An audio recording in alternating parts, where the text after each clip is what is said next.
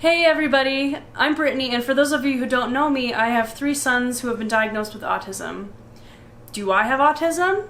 I don't know, maybe. When I was thinking about my childhood, when we were in the process of getting our sons diagnosed, I realized that I had many of the behaviors that they said are indicative of autism, like hand flapping, I walked on my tiptoes, I had specific sensitivities to food and texture, and I never really thought it was a big deal. I just thought I was quirky, you know? Not until I got older and our sons had issues and we, took them to specialists to get it figured out, and I realized, oh my gosh, I might have some of those things too.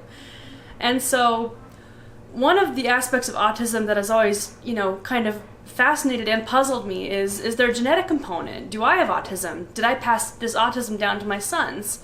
Though we don't know what causes autism and whether or not genetics plays a part in that, there's just not enough evidence to be sure. We think there might be a link, and so my husband and I followed that link, and I decided to get a Fragile X DNA test done. For those of you who don't know what Fragile X is, here's a screen showing a basic overview. So I went and had my blood drawn, and I got the test done, and for a whole week I was on pins and needles, like, could it be true? Could there be a genetic link that is giving autism to, to my kids from me? And as all you fellow parents out there are surely aware of, it was nerve-wracking because, oh my gosh, did I do this? You know what I mean? There's always that kind of inherent guilt. And when it came back negative, I remember feeling at once like a huge sense of relief and also just frustration that we didn't have the answers. And we may never have the answers. We may never know what causes autism. But after a few weeks of thinking about it, I realized it doesn't really matter.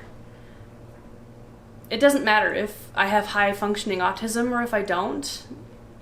I'm a well-adjusted adult. I've gone to college, I've graduated, I'm married. I've held a variety of jobs successfully. And I'd say I'm an all-around well-balanced individual. And sure, I may have my quirks, but everybody does, right? And I'm not sure having a positive autism diagnosis would change any of that. So in the state of Utah, it can be around $1,000 now to get an official diagnosis of autism from a specialist, which can be kind of daunting when you look at it cost-wise, and considering that almost no insurance covers it, or even partially. So for us, that was a factor as well. I mean, do we plunk down a grand and say, I want to know for good? For me, it wasn't that important. For me, the Fragile X part was the most interesting. Like, if I had that, maybe I could say to family and friends, this is something to be aware of. Maybe look at the side effects of Fragile X and get your kids tested early so they can get early intervention if they need it. So the reason we didn't give my husband the Fragile X blood test is because the most autistic thing he did was lining up his cars as a child in straight lines, and so we decided, because he didn't have the other behaviors that we thought were so troubling, maybe probably give him a free pass on this one and focus on me because I was the weird one. What can we say? Well, I was weird growing up too, just for the record. But I don't think it had anything to do with autism. No, I was way weirder. Trump that, yeah. There you go.